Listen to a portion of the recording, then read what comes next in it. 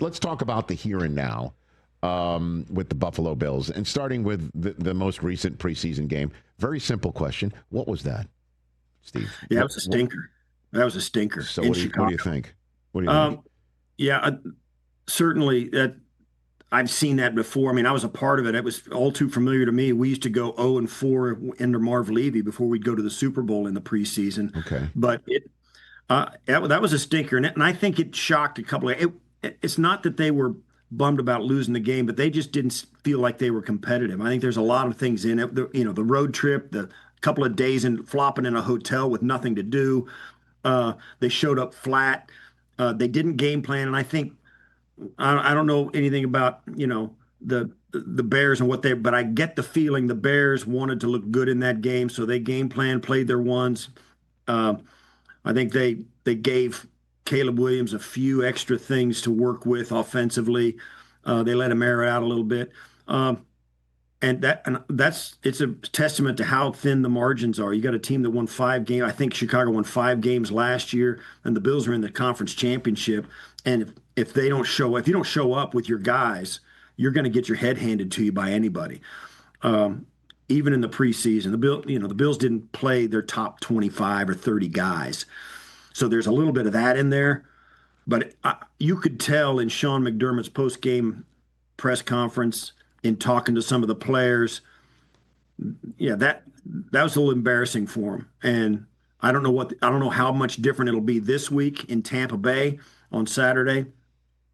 But yeah, that was a little too much even for a preseason game, and I think they felt it. Yeah, because again, it really, with all due respect to the Saturday game in Tampa, that might be more to see who's going to be guys 40 to 53 on the roster, right?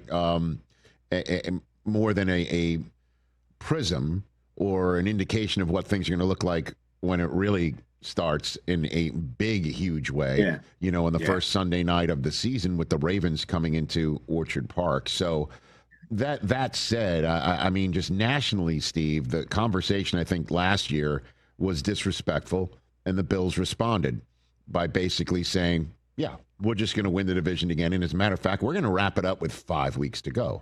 And then we're going to have Josh Allen as an MVP and a true, Hall of Fame candidate down the line here. Now, I guess the respect is, sure, you can win this division. But outside of that, let's see it again. Roster-wise, who else is there? Is that a fair assessment of the Buffalo Bills, or are we disrespectful again here? Well, everybody has doubts. I mean, every team in the league has some doubts about what they're going to do. I think the Bills, some of the doubts kind of reflect where they were last year. Nobody's really sure about their wide receiver room, and they did it last year with Mac Hollins and Marquez Valdez-Scantling on the roster, and Khalil Shakir, who nobody knew about. And they picked up Amari Cooper mid-season, who now is still looking for a team. So the expectations were justifiably different last year. But in this year, they feel even better about that group that overachieved last year. Different guys overachieved last year, but they feel confident in their ability to do it even better this year. They scored more points in the NFL than anybody through the regular season and postseason last year. And it looks like they're going to be that good again. Josh seems at the height of his abilities. He just seems like there's nothing that gets around him, pre-snap, post-snap, and of course, he's the most difficult quarterback in the league to sack, so teams really have to take that into account when they're putting together a game plan. You can't even count on sacking the guy or getting pressure on him, because if you do, he's even better. He's a real problem. And with the guys they've got now and the philosophy they put in their wide receiver room and their skill set, particularly since they signed James Cook back, the Bills' offense is a real problem because they are not afraid to hand it off half the time. And their offensive line, they're good. I mean, they may not be an elite offensive line, but they're big, they're athletic, and they run the ball really well. So you couple that all together, and that offense they're going to be right there again. The question mark around this team has to center around the defense. They did nothing of note last year except one thing. They consistently churned out turnovers.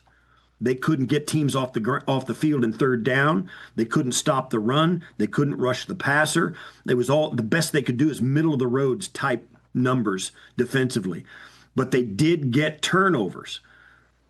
that got them to the AFC Championship game. But defensively, if they can get any better, significantly better in any part of their game, I think it'll achieve exponential results for the rest of the team, because all the offense needs is just, make the other team miss on a couple of drives, and you're going to win by a couple of possessions, because this offense is really difficult to stop. But defensively, I mean, you look at their draft, 5 of the first 6 picks were on that side of the ball.